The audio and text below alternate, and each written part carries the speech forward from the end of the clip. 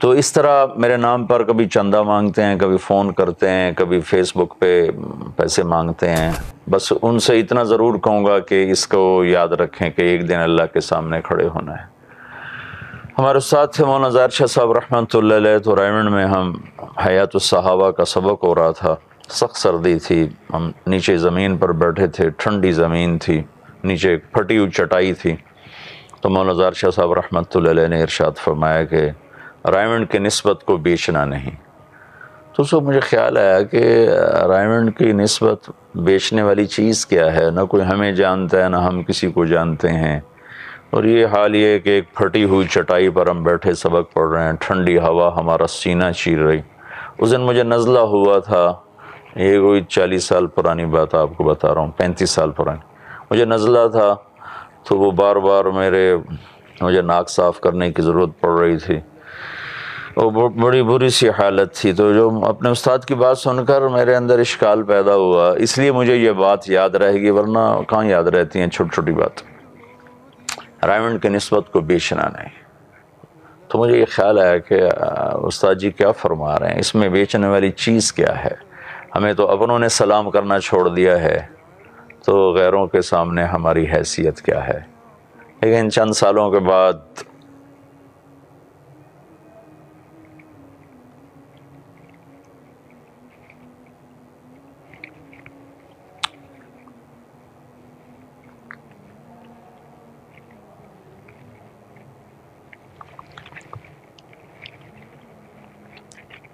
مجھے اپنے استاد کی بات یاد آنے لگی کہ اب اگر میں بیچنا چاہوں تو بیچ سکتا ہوں۔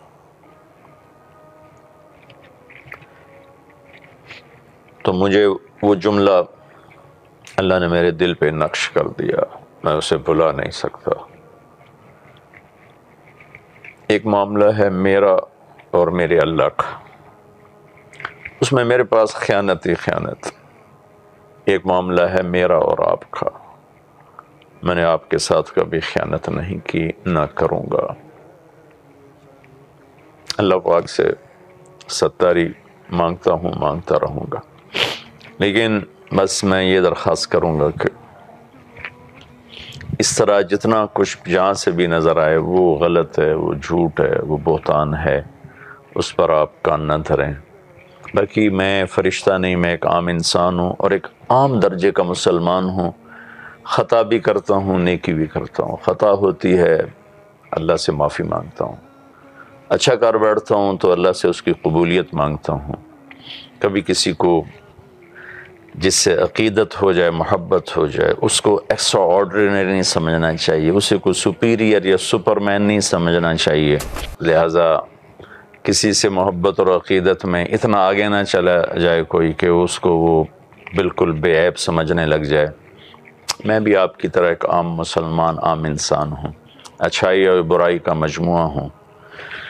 اللہ تعالیٰ نے خطاؤں پہ اللہ پردے ڈالے، سب کی خطاؤں پہ، اور نیکیاں اللہ تعالیٰ قبول فرمائے۔ تو میری طرف سے یہ اعلان اور وضاحت ہے، میرا ایسا کسی سے کوئی معاملہ نہیں ہے۔ اللہ ہم سب کی حفاظت فرمائے۔